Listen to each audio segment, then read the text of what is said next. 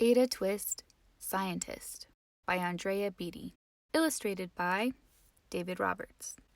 Ada Marie, said not a word till the day she turned 3. She bounced in her crib and looked all around, observing the world but not making a sound. She learned how to climb and made her big break with a trail of chaos left in her wake. She ran through the day chasing each sound and sight, and didn't slow down till she conked out at night. Her parents were frazzled, but tried not to freak, as Ada grew bigger and still did not speak. Clearly young Ada, with lots in her head, would have something to say when it ought to be said. That's just what happened when Ada turned 3. She tore through the house on a fact-finding spree, and climbed up the clock just as high as she could. Her parents yelled, "Stop!" as all good parents would. Ada's chin quivered, but she did not cry. She took a deep breath, and she simply asked, "Why? Why does it tick, and why does it talk? Why don't we call it a granddaughter clock? Why are there pointy things stuck to a rose? Why are there hairs up inside of your nose?" She started with why, and then what, how, and when. By bedtime, she came back to why once again. She drifted to sleep as her dazed parents smiled at the curious thoughts of their curious child, who wanted to know what the world was about. They kissed her and whispered, "You'll figure it out."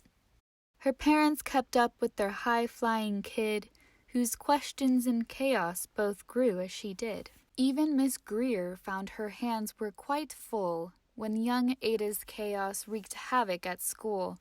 But this much was clear about Miss Ada Twist: she had all the traits of a great scientist.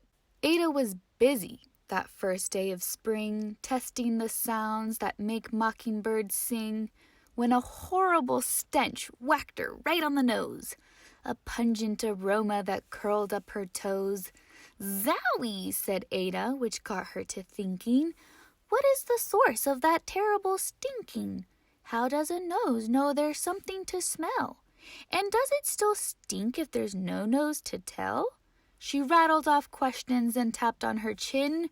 She'd start at the start, where she ought to begin. A mystery, a riddle, a puzzle, a quest. This was the moment that Ada loved best.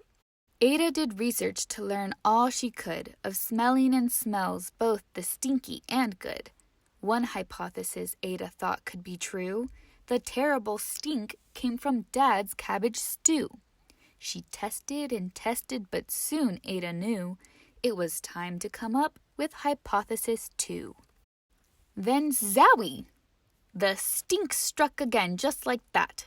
Hypothesis 2, it's caused by the cat. The cat couldn't make such a stink on its own. It needed perfume and some fancy cologne. So young Ada tested. The test was a flop. She started again, but her parents yelled, "Stop!" Ada Marie, to the thinking chair now. By the time we count 3... "Enough!" said her mother. "That's it," said her dad. Her parents were frustrated, frazzled, and mad. "Why?" Ada questioned. Her mother said, "No." "What?" Ada queried. Her father said, "Go. You've ruined our supper. You've made the cat stink. Enough with your questions. Now sit there and think." She looked at her parents. Her heart turned to goo. Poor Ada Twist didn't know what to do. She sat all alone by herself in the hall, and Ada once more could say nothing at all. And so Ada sat, and she sat, and she sat, and she thought about science and stew and the cat and how her experiments made such a big mess. Does it have to be so? Is that part of success? Our mess is the problem? And while she was thinking, what was the source of that terrible stinking? Ada Marie did what scientists do. She asked a small question, and then she asked 2. And each of those led her to 3 questions more, and some of those questions resulted in 4. As Ada got thinking, she really dug in. She scribbled her questions and tapped on her chin. She started at why, and then what, how, and when. At the end of the hall, she reached why once again. Her parents calmed down, and they came back to talk. They looked at the hallway and just had to gawk. No patch of bare paint could be seen on the wall. The thinking chair now was the great thinking hall. They watched their young daughter and sighed as they did. What would they do with this curious kid who wanted to know what the world was about? They smiled and whispered, "We'll figure it out." And that's what they did, because that's what you do when your kid has a passion and heart that is true. They remade their world. Now they're all in the act of helping young Ada sort fiction from fact. She asks lots of questions. How could she resist? It's all in the heart of a young scientist. And as for that smell, what can Ada Twist do but learn all she can with her friends in grade 2? Will they discover the stink that curls toes? Well, that is the question. And someday, who knows?